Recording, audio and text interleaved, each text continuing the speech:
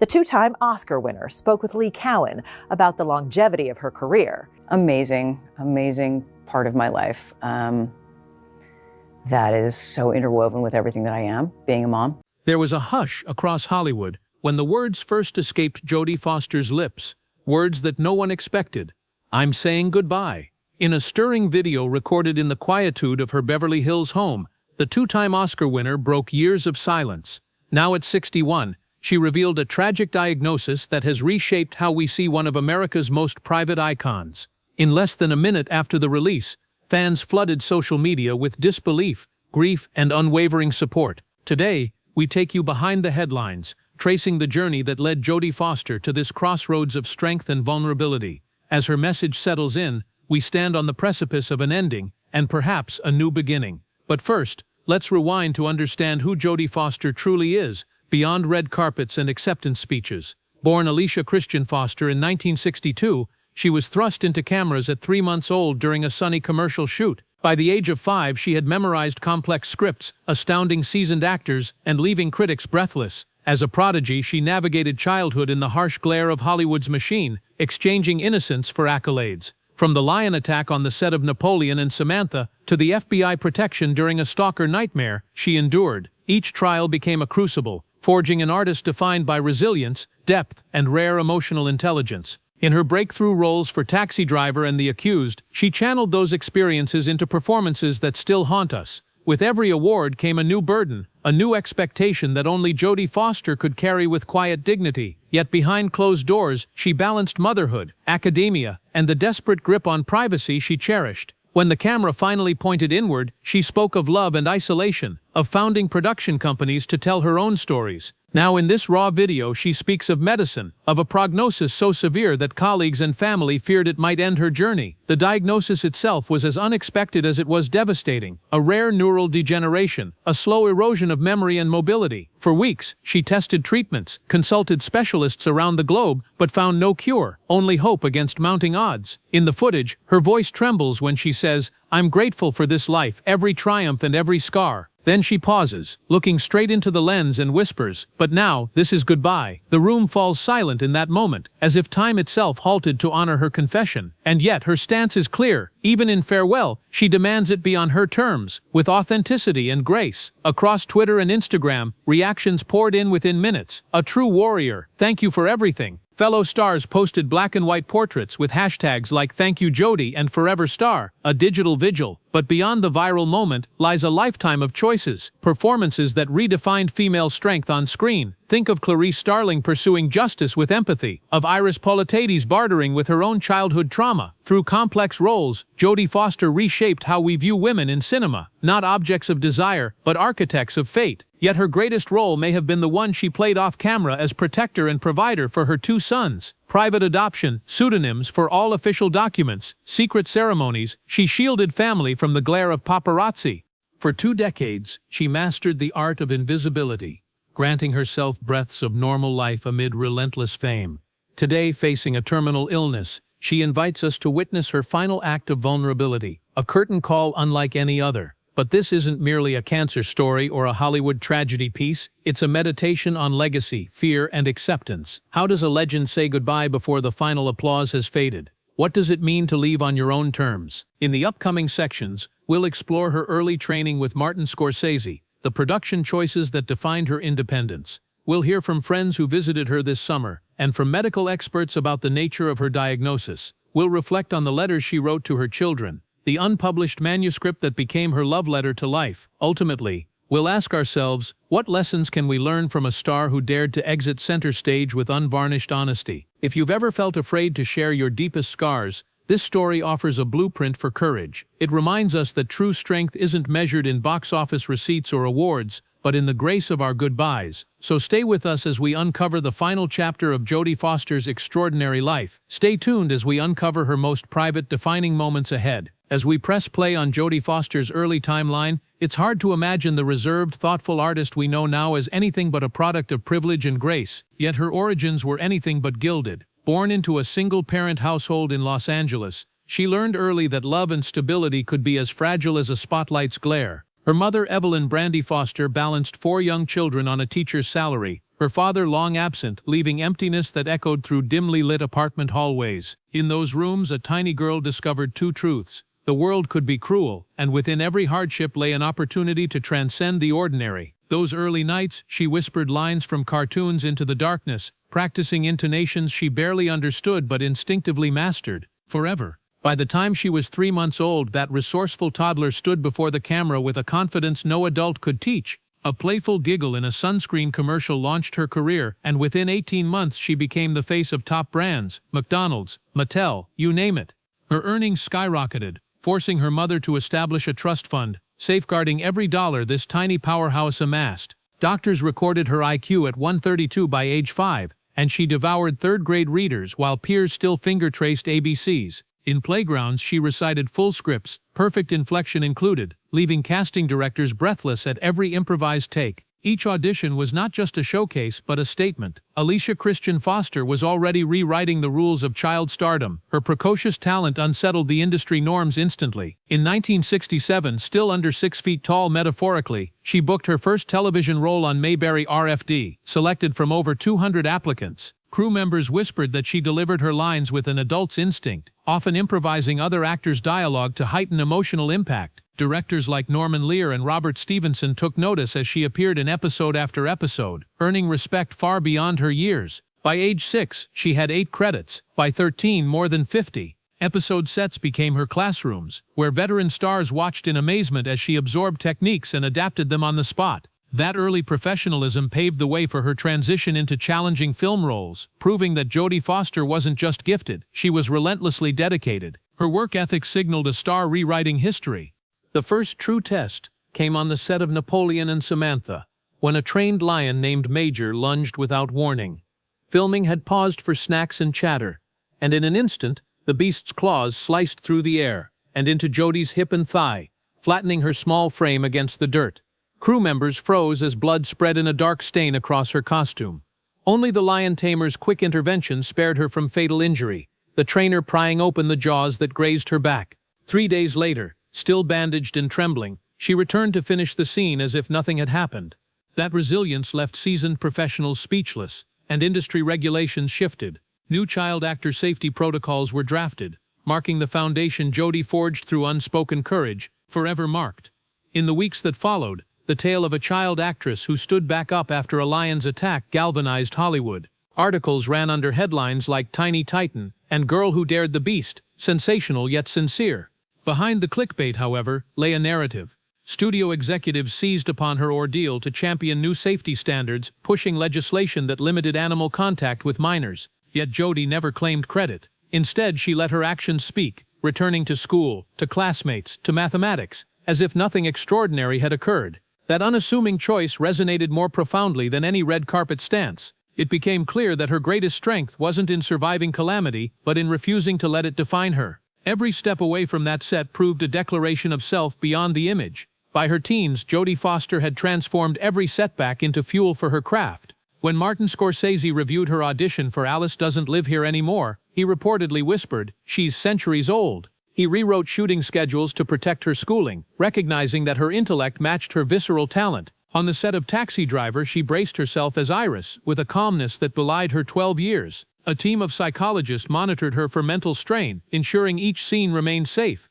Yet the raw truth of her performance packed shock. Viewers cringed, critics raved, and regulations for child performers tightened further. Through it all, Jodie treated every cast and crew member with respect, studying cinematography and dialogue in downtime, hoarding knowledge that would later define her as director and producer quietly. Yet behind every standing ovation and glowing review, Jodie Foster carried a burden no awards ceremony could ever soothe. At 18, as she gracefully accepted one accolade after another, a darker chapter unfurled. A man named John Hinckley Jr. watched her performance in Taxi Driver obsessively, retracing every gesture, every whispered line. He believed that by capturing her attention, he could claim a deranged form of devotion. His silent letters turned into frantic phone calls, each one more unsettling than the last. Campus security laughed it off at first, chalking it up to fan paranoia. But when he followed her cross-country, using false names and fabricated credentials, investigators knew the threat was real. By the time she enrolled at Yale, she found herself under round-the-clock surveillance, protected by a cadre of nervous agents. Fear and determination intertwined as she traded comfort for control.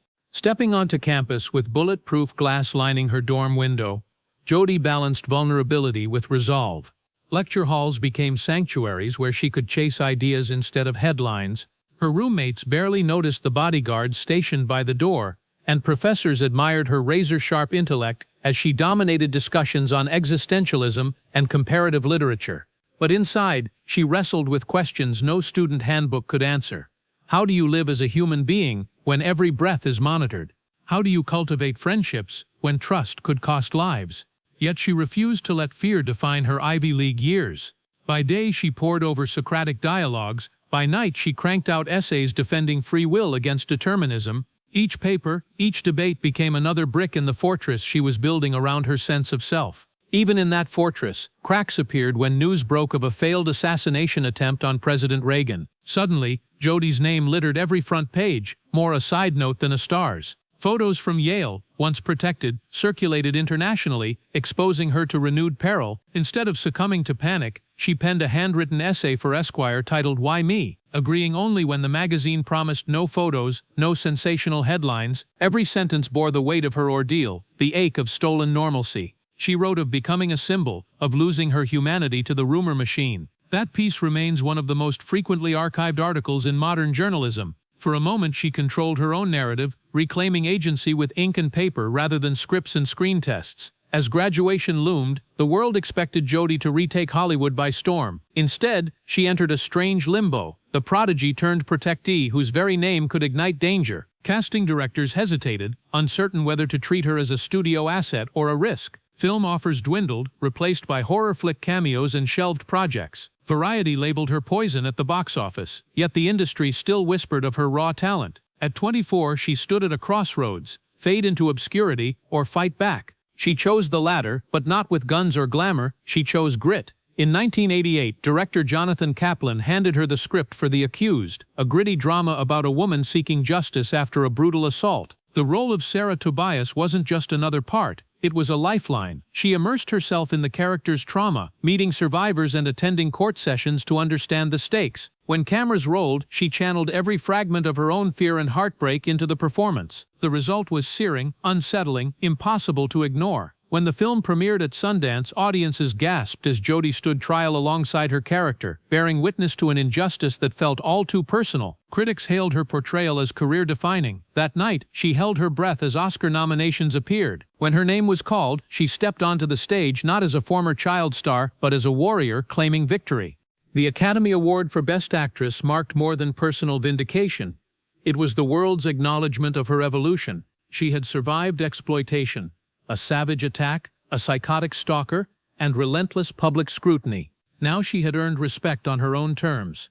Yet even in triumph, she sensed a new frontier, the power to choose her projects, to shape stories that mattered. She founded Egg Pictures, determined to let women's voices rise in a male-dominated industry. Her first production, Nell, cast her as a woman isolated in the woods, communicating in her own dialect. The film's success cemented Jodie, not just as an actress, but as a creative force. She was no longer simply playing characters, she was crafting narratives. That momentum carried her into The Silence of the Lambs, where she became Clarice Starling, an FBI trainee wrestling with her own vulnerabilities in pursuit of a monstrous killer. To prepare, she trained with law enforcement, studied criminal profiling, and honed her aim at firing ranges. On set, she worked for hours on end, perfecting each gesture and inflection. The result was a performance both vulnerable and unflinching, one that reshaped suspense cinema. When she accepted her second Oscar, she held the statuette with trembling hands, aware that she had transcended every label ever placed on her: child star, stalker victim, box office poison. She was Clarice Starling, a symbol of intelligence, strength, and empathy. In subsequent years, Jodie balanced blockbuster potential with personal sanctuaries. She adopted 2 sons, shielded them behind legal veils and private school walls. She cultivated long-term relationships away from cameras, vowing to keep her private life just that private. And every few years, she returned to the screen, selecting roles that resonated with her sense of purpose. Whether directing a haunting drama or producing a small-scale indie, she never lost sight of the power story wields. For Jodie Foster, it was never about fame or fortune. It was about truth, about flickering moments where art and humanity meet. But now, in her quiet Beverly Hills living room, we witness her greatest performance yet, bearing her own farewell.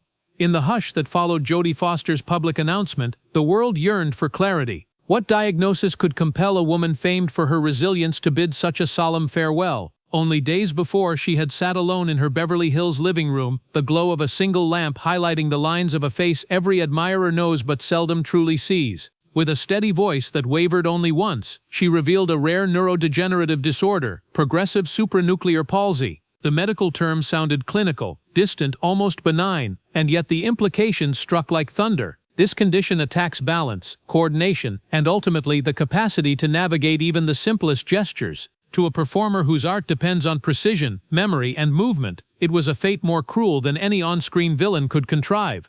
Her announcement came enveloped in gratitude. "I've been blessed with more life than I ever dared to imagine," she said, her eyes glistening. "Every role, every embrace, every whispered I love you, they've shaped me, but this diagnosis demands I step back. I choose peace over applause." In that moment, she reclaimed authorship over her story, choosing vulnerability over silence. Behind the scenes, she had endured months of tests, MRI scans that revealed subtle atrophy in key brain regions, neurological evaluations measuring her reflexes, memory assessments designed for patients twice her age. Each appointment illuminated a grim progression. Where once she danced across stages, she now struggled to lift a cup without trembling. The disease had reached a threshold that no Hollywood script could rewrite. Yet even as she processed this reality, Jodie approached every challenge with the same meticulous preparation that defined her roles.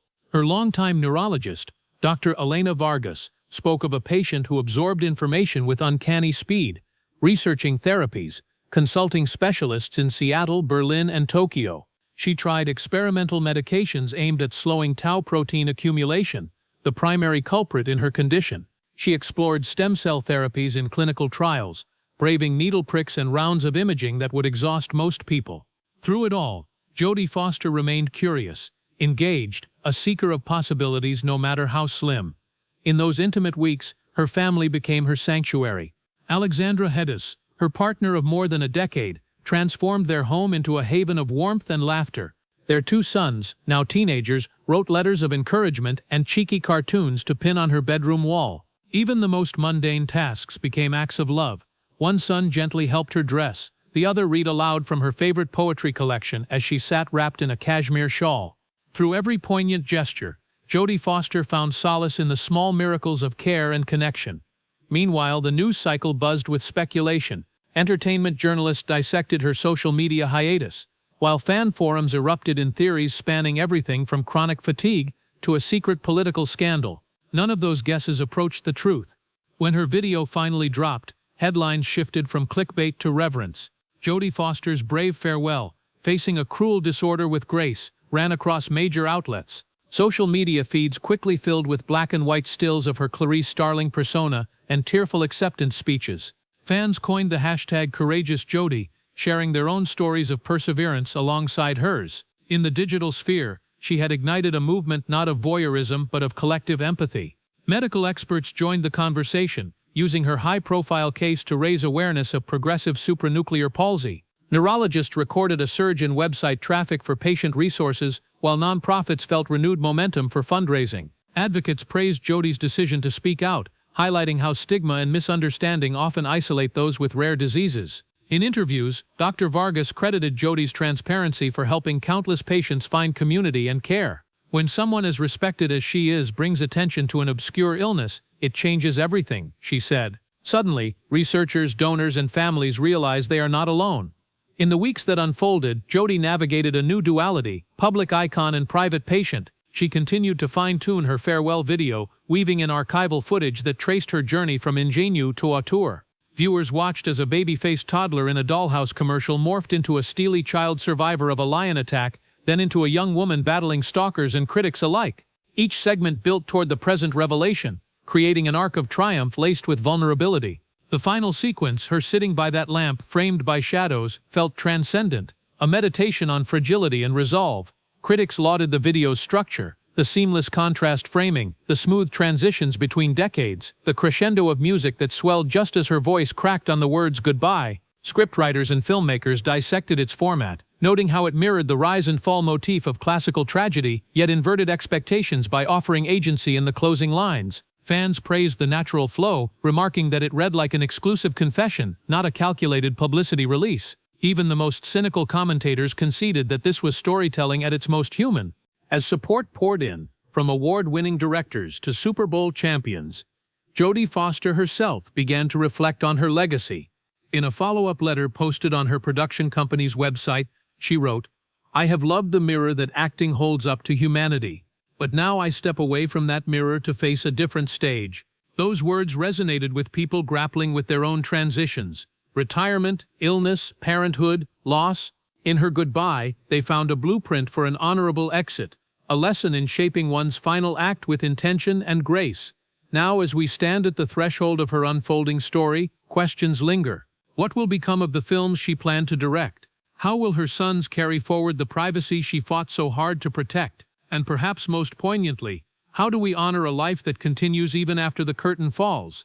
In the next section, we'll explore first-hand accounts from those closest to Jodie during this period. Friends, collaborators, and medical professionals who witnessed her quiet courage. We'll examine the underreported moments of levity in her diagnosis journey, the unguarded smiles that flickered through her resolve. Because in every goodbye lies the seed of transformation, and her final chapter is far from a silent exit. In the weeks following her announcement, a quiet chorus of confidants stepped forward to share glimpses of Jodie Foster that had remained unseen by the public eye. First among them was Dr. Elena Vargas, the neurologist who guided Jodie through each MRI, reflex test, and experimental therapy. She approached every medical appointment like it was the opening day of a film. Dr. Vargas recalls, she'd arrive with her notebook, meticulously noting electrode placements and pharmacokinetics. Then, between examinations, she'd light up the room with that wry smile, one eyebrow arched, as if to say, "I've got this." Those small moments of levity carried her through hours of testing, reminding her that even in crisis, curiosity and humor are powerful forms of defiance.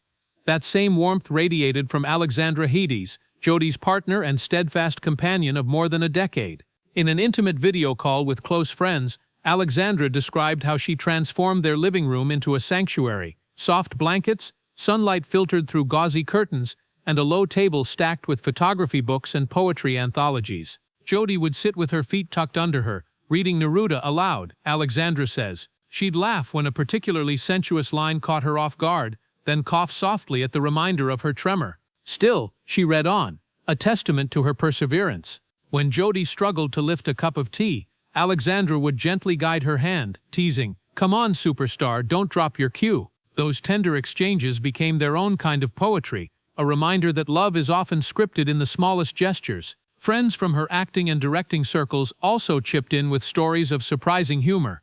Director Nicole Holofcener recalled a late-night text from Jodie during a rehearsal for a short film they were planning. The message read, "Can we shoot tomorrow? My cane is feeling dramatic. Wants more screen time." Holofcener burst out laughing at the image of Jodie's cane donning a leading lady attitude, then wrote back, "Only if it delivers its lines with a French accent." In another anecdote, cinematographer Robert Richardson shared how Jodie insisted he keep the camera rolling when she accidentally knocked over a vase mid-monologue. "She caught herself, glanced at my lens and quipped, 'That's my cue to smash into drama.'" Richardson says, even in the midst of adversity, her instinct was to turn pain into performance.